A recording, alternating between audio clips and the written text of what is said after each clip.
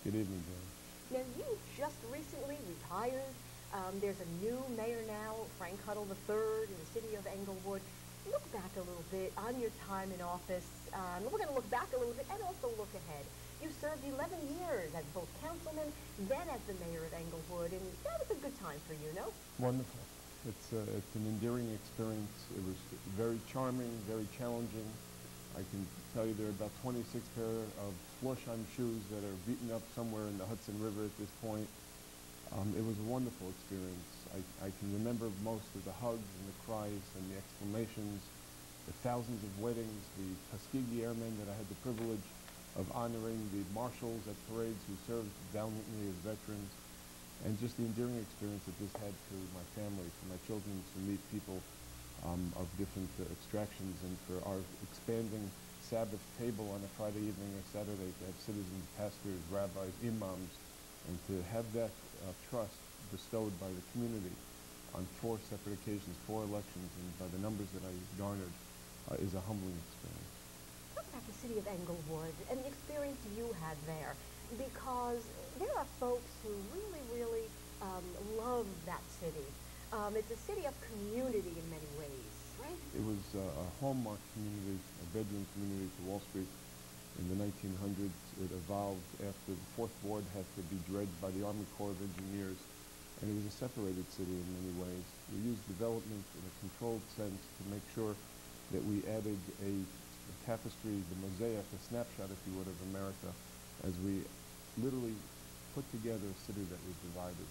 You can see the Central Business District, how vibrant it is, the industrial corridors that were garnering a few $1 million. I had the privilege of actually sitting at the drawing table, seeing the ordinances go through, and actually seeing people pay rent. To see when you pass Route 4, the vitality of this area and the money that it will garner to the future treasury, and the vitality of Englewood is extraordinary.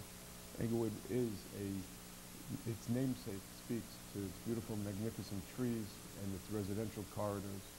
I had the privilege of seeing the Jones Road sidewalk treatment as a member of the City Council, and then to work on the challenging issues, the houses of worship, the 35 plus houses of worship that we have. As a Sabbath observer, I had the privilege of walking miles, literally every weekend, to get to meet people and to see and to go into their homes.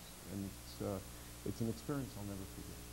About now, I know that at the recent reorganization meeting in the city, the new mayor said the tax burden is horrific on residents, and we must work together as a council, to focus on that and to reduce that on residents.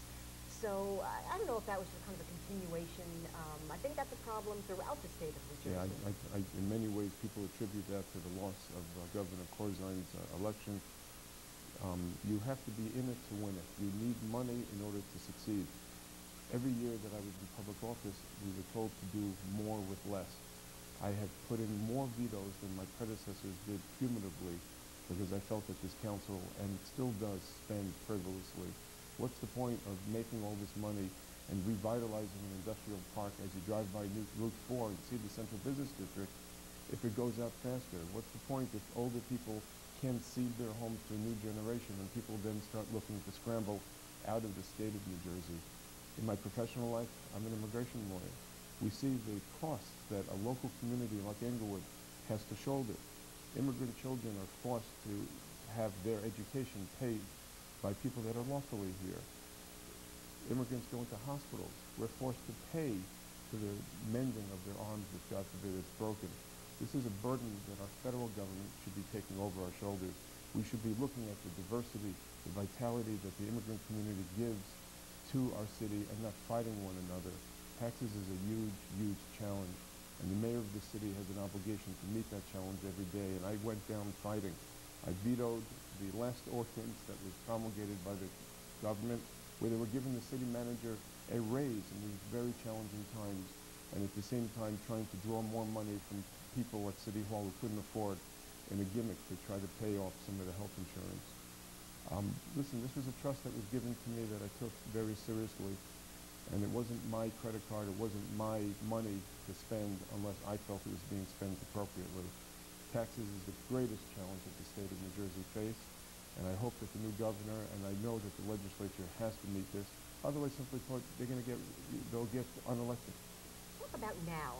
You wake up now, you're not the mayor, but you obviously are, you could take public service, you could take the man out of public office, but you can't take the public service out of the man.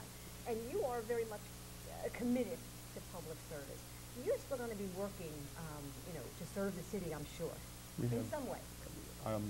Just professionally, you should know I'm an immigration lawyer in Manhattan, but we opened an office in Englewood because of the huge base that we developed.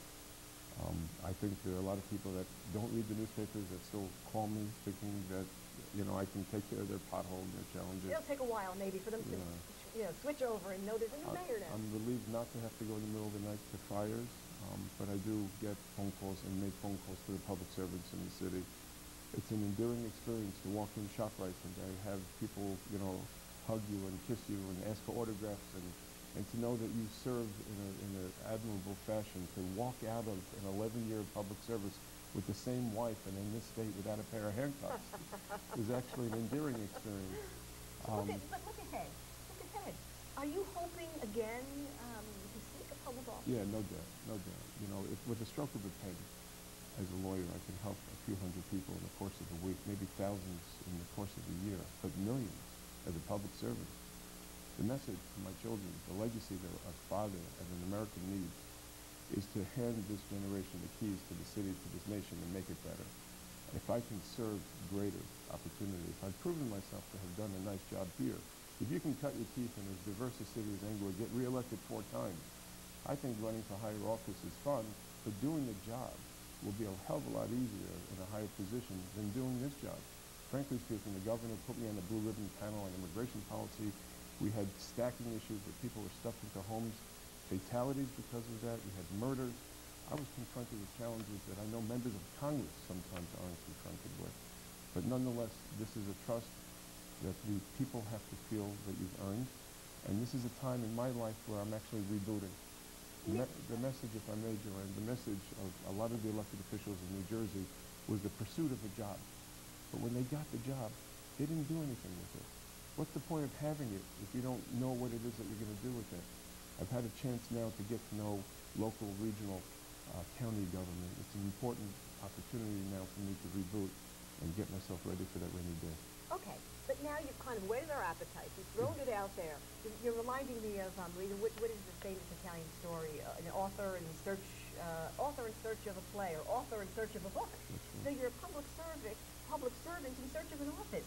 What are you going to look for? Is it Congress? Are you going to challenge someone? I started a campaign account, much to the chagrin of a lot of political people in the community.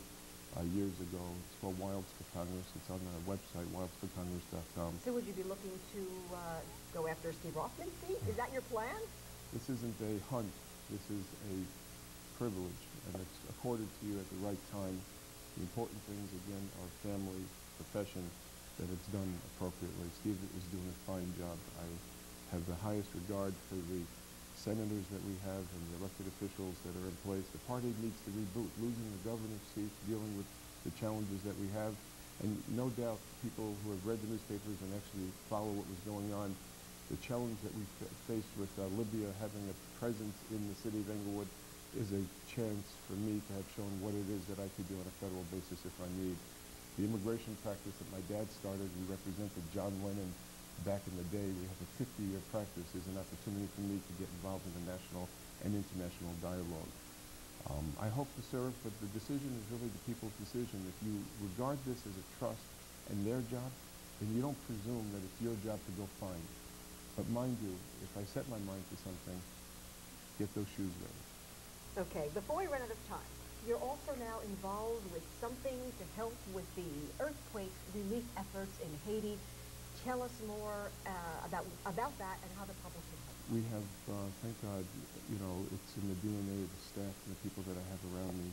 I've added wonderful people and have maintained relationships now with people like Anita and RJ, these are hallmark names of people in my life. We've put together an effort right now where people are going to be delivering gently used and new clothing as well as baby products to our home.